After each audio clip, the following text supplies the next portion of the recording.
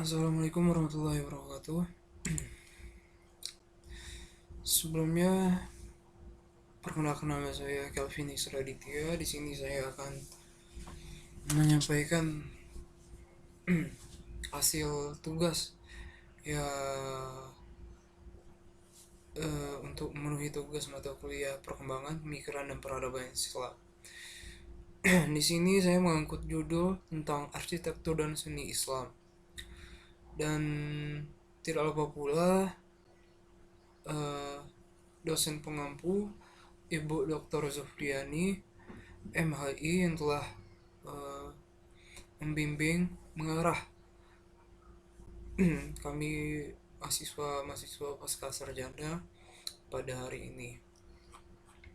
Langsung saja saya akan menjelaskan sedikit penjelasan dari judul yang saya angkut.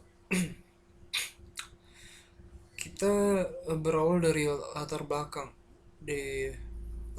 belakang dinasti Umayyah. Dinasti Umayyah ini didirikan pada tahun 661 sampai 750 Masehi, merupakan kekhalifahan Islam pertama yang bersifat turun-temurun dan memindahkan pusat pemerintahan Islam dari Madinah ke Damaskus.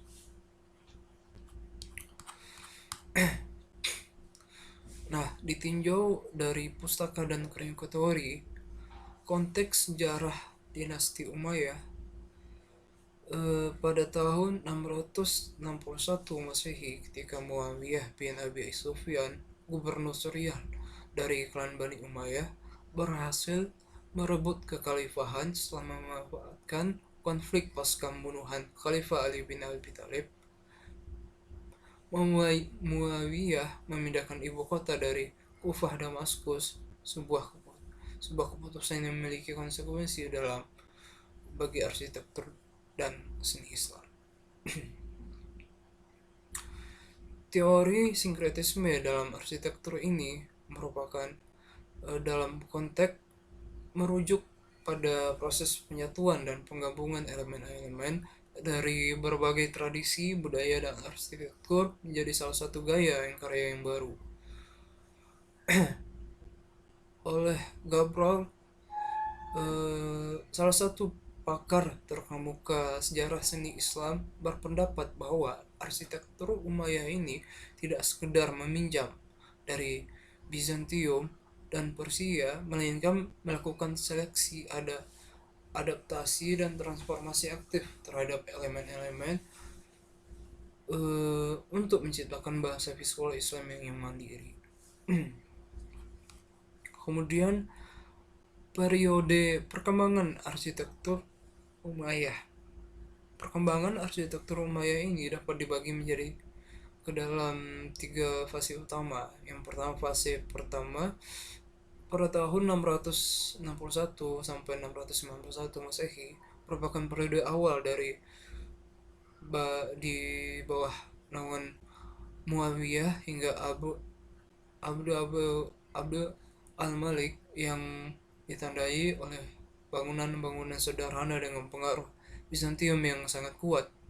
Kemudian fase kedua pada tahun 691 sampai 715 Masehi merupakan era keemasan di bawah Abdul al-Malik dan al-Walid, satu yang menghasilkan makarya seperti kubah batu dan Masjid Umayyah.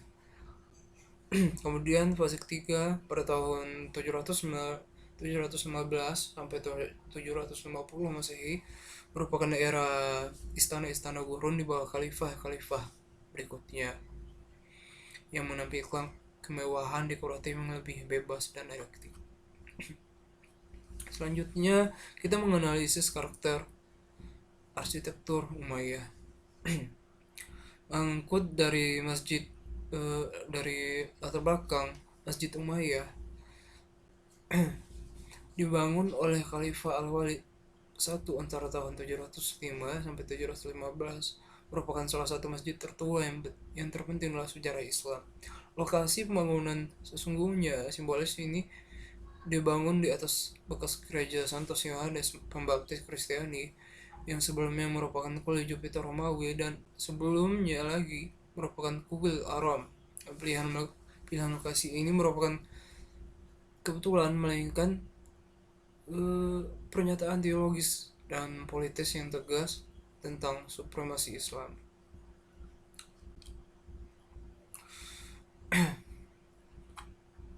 Kemudian ada kubah batu. Nah, latar belakang dari kubah batu ini dibangun oleh Khalifah Abdul Al-Malik bin Marwan antara pada tahun 688 sampai 692 Masehi. Kubah batu kubah batu ini merupakan bangunan Islam tertua yang masih berdiri dalam kondisi relatif utuh.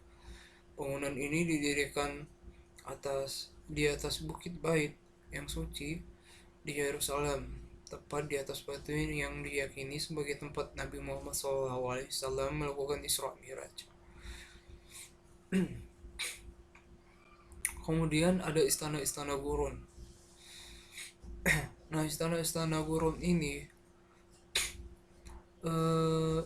merupakan kelompok bangunan yang dibangun oleh Khalifah dan Pangeran Umayyah di padang gurun Suriah dan Yordania.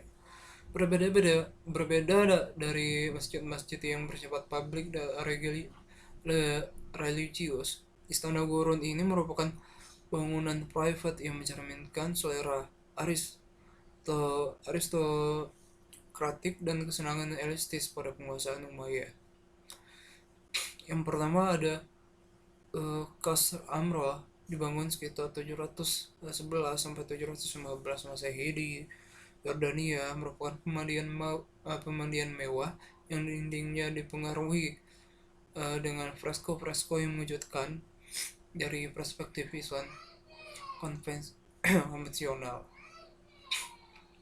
Kemudian ada Masta dan Kibrat al-Mafjar, di mana Istana Masta yang dibangun sekitar 743 sampai 744 Masehi terkenal dengan fasad batu kayanya yang dihiasi ukiran geometris dan vegetal yang sangat kompleks.